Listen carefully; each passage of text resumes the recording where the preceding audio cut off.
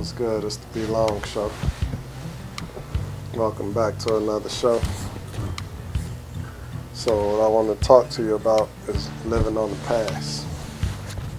People got to stop living on the past. People talk about what happened to them in elementary school, middle school, high school, college. Like all of that stuff is different, and you should live in different phases. Like you should let your life excel. You know, you leave elementary school, you don't leave elementary school with the things that happened to you in elementary school. If people was bothering you, you know, on that summer break, you should come back another person. When you get in middle school, you just moved up a phase. And the thing about it, like people that's in middle school, they need to quit worrying about what everybody else talking about. They too caught up on, at that point, clothes and trying to fit in. Don't try to fit in. Your family matters. Those people in those schools and those different kids and stuff that's talking and doing all that extra stuff, they don't matter. And so, focus on your grades. Focus on getting good grades. Whether you're in elementary school, middle school, high school, focus on good grades. Focus on learning the curriculum that they teach you. That's what matters about the past, not the ignorant stuff that happened. Just like with when you move on to high school, okay, now they're gonna get more into clothes and stuff and the boyfriend, girlfriend thing and all of that type of stuff. Don't worry about none of that. Just keep living, enjoying the time that you got. Find a sport to play, get in the band, get in the choir, get your driver's license. Even if you ain't gonna have no car to drive, get your driver's license. You know, and don't worry about what other people talking about. All of those people from your past that you passed through while you going through school, leave them in the past if they're not helping you engage in a better future. Because you know what? When you graduate high school, they are going to be the past, unless you allow those people to be your future. When I left high school, 99% of the people that I dealt with in high school, that's why I left them at. It's a few people that I still deal with from high school, but I'm telling you, it's less than 1%. And the people that I see from high school that thought they was cool, thought they was doing this and that, they lame. They got bad health, they broke, they using drugs, they still trying to fit in somewhere or do something to make people think that they doing something. Me, I'm just living. Anything I feel like doing, I go do it. I work when I want to work. I can get up and go anywhere I want to go. I buy what I want to buy. I have fun where I want to have fun. And, you know, I'm still not worried about what happened in elementary school, middle school, high school. All of that stuff to me is just something that happened. And I use it to teach somebody else how to deal with bad outcomes during school. And then the other thing I use it for is to teach people how to get good grades and keep moving forward in their life. Don't dwell on the past. Only the past that you can use to build your future. So then you move on to college, or you move on to the military. One of the two. Don't sit around and do nothing. And that's one thing I want people to know too. This lottery thing, you know, the odds are astronomical.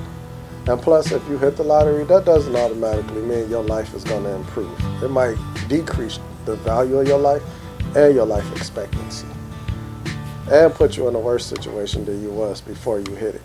So you'll have a few good years and then they'll just be terrible. So let's not focus on the lottery. Focus on working and going to school. That'll even put you in a position to where if you ever do hit the lottery, you know how to manage your money. You know how to manage the people around you. You know how to deal with the day-to-day outcome of somebody that has money. Because a lot of people don't know how to deal with money.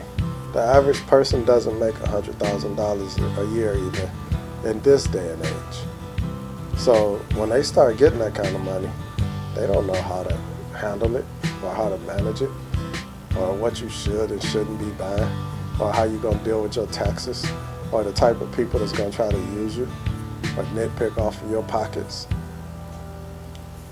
So I'm just throwing that out there for you. The other thing about it, in your private life, in your childhood, don't dwell on that. Live and learn from it. I don't care if somebody in your family was murdered, drug addict, if somebody was a rapist, if you got raped. And notice the things that I said. Those are things that I think are horrible and pitiful. Drugs, rapists, and people that's doing things to children that's in their family. But the thing about it, grow from it. Don't let that predict who you're going to be and how it's going to come out. Like a lot of people say, I was sexually molested, so I'm just a freak. I'm sexually molested, so I decided to go into homosexuality. Don't blame that. If that's what you want to do, then do it. But don't blame that. Like, move on from whatever occurred in your past. If it was a bad experience, how do you want a bad experience to continue to be your lifestyle? That makes no sense. So like when you say stuff, make sure it makes sense. Because you can say stuff and teach yourself to believe something that's totally foolish. Just live your life. Don't let the past and these different commercials and fake counselors and things like that tell you that you're doing something because something that happened to you. You're doing something because that's what you enjoy and that's what you want to do. Like, well, I'm not gonna put somebody else's business out there, but just know that, because I've seen people murdered, seen them. I've heard of people being raped, and I've talked about all of this with people and helped people through their experiences. That's how I know if you be real with yourself and hold yourself accountable and don't be fake about the outcomes or make excuses, your life becomes way better. The other thing too is church. Church is not for everybody, but it has a place for everybody at some point. I used to enjoy going to church when I was a kid, and now it's hard to find a place to go to church because I noticed that people are actors and dealing in routines and cults. And I'm not dealing with an actor, and I'm not falling into routine, and I'm not being part of a cult. But it continues to happen. So when you see that, you got to deal with it. And so how this comes into play into dealing with the past, like I said, when I was younger, that's when I enjoyed church. And I grew up in church. Uncles was preachers and deacons. I sung in the choir. I was an usher. So it played its part for me when I didn't know better. And once I started to get older and I started to read the Bible myself and I started to actually see what was occurring in the Bible and then what was occurring in the church and understood adults and adult living, I paid attention. And so when I see a pastor get up there and he's trying to dictate and lead different people and tell these people what to do instead of getting up there and actually educating people on what is actually in the Bible and answering people life questions instead of trying to have people lead a life that's fake. People are put here and people damage our relationship with God, so now we have to make decisions. This is what church and the Bible should be about. We are allowed to make decisions now. Decisions of good and evil, life and death. The way that we choose that we're going to be. We learn this if we read the Bible. We learn this from Adam and Eve. We learn this from Jesus. We learn this from Joshua and anybody else in the Bible. All those different people you can name. Noah and the things that went on with him. David and the things that went on with him. Saul, Solomon, all of these different people. Even the story of Samson. Sodom and Gomorrah, those cities, or countries, whatever they was. All of these things you can learn from the past. But you can't learn it if you're sitting there listening in church to somebody tell you stories and add their fictional twist onto it to make it sound interesting to you. Every story in the Bible wasn't interesting, but they were stories to give you some insight in life. Remember what we talked about, what the Bible stands for, Holy Bible. He only left you basic instruction before life ends. Just that simple. And the thing about it, people, some people call Jesus God. I don't understand how that's even possible, but that's another story that you'll have to watch. So pay attention to why Jesus even died. Remember, to me, he died because he died to show us that despite what other people are doing, we don't have to get reckless and sinful too. Another thing, prison. For some reason, as I got older, I got involved with a lot of different people in prison and people coming out of prison. Life stops for those people while they're sitting in prison because they're missing out and they're dealing with a lot of dumb idiots that, think prison is cool. People that's in gangs and, they trying to fit in and still living off that old prison rules and stuff. These fools still in there raping each other and stuff. And they think that, how in the world does a rape become manhood? If I rape you, I conquer. That's retarded. Strictly retarded. But for some reason, they think that's status in there. And then they fall into these gangs, and now they follow another idiot that might have been a sucker on the street.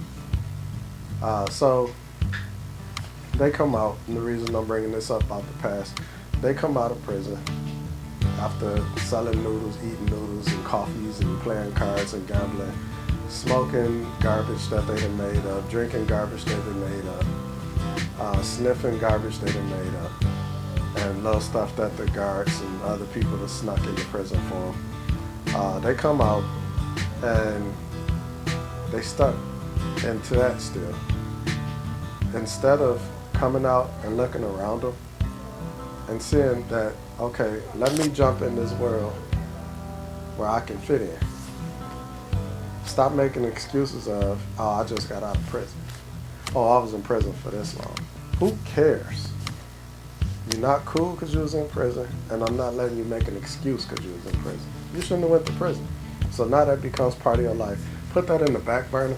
The only reason you need to mention to me that you was in prison is because you in front of some other people trying to mentor them or share some of your experience in order to help them avoid falling down the path that you fell down. Other than that, I don't care that you went to prison. I don't want to hear that you went to prison. And I ain't thinking about your prison business. You need to jump in this world and start doing stuff. If you got a driver's license and somebody let you use a car, there's no reason for you to say you ain't got no money. They got Uber popping off now. They got DoorDash popping off. There's things you can do. You can go work at a restaurant, walk to the restaurant until you can buy your little car. Save your money. Don't try to buy no clothes and stuff. Go buy you some cheap clothes from Walmart. They got black, brown, blue, all those little pants for I think $12 or $15 or something. And get you some little $5 or $6 shirts. If it's cold outside, get you a coat from there. Don't shop nowhere else. Go to Walmart and get you some little gym shoes and a little pair of dress shoes. And you wear that stuff until you get on your feet. Go get you a car. Skip some clothes, man. And you'll get a woman. All women ain't looking for clothes and money and stuff. There's some decent women out there, and they see you doing decent man things, and before you know it, you'll have a decent woman. But you ain't gonna have one, and I'm sorry that I'm not talking to the women prisoners, but just flip what I'm saying and do the same thing. I'm talking to the men because them are the ones that I deal with, men that come out of prison. But,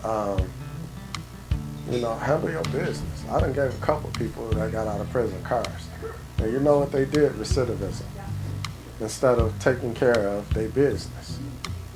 They could have lived out them cars. It was warm outside. Do what you got to do. Go to beach and take a little quick wash up. You know, they got the little thing where you can wash your feet off. You got to get creative out here. Things like this didn't exist back in the day. There's ways to get around everything, and y'all ain't using it. You're just talking about, oh, I ain't got this, I ain't got that, because I just got out of prison. Go on with that, man. Don't nobody want to hear it. I don't care what you used to do or none of that. Tomorrow ain't gonna come for you. Tomorrow never comes. Like people be like, oh, when New Year's come, I'm gonna do this, I'm gonna do that. Oh, when my birthday come, I'm gonna do this, I'm gonna do that. Oh, next week I'm gonna do this, I'm gonna do that. Oh, tomorrow I'm gonna do this, I'm gonna do that. Those days never come for none of y'all because you don't do it. Quit making excuses. If you ain't doing nothing today, get on it today. Don't nobody want to hear it tomorrow. Don't nobody want to hear next week. Don't nobody want to hear about the new year. Do what you got to do now. This the BLONGshow. We're living in the past. Y'all humanitarian style.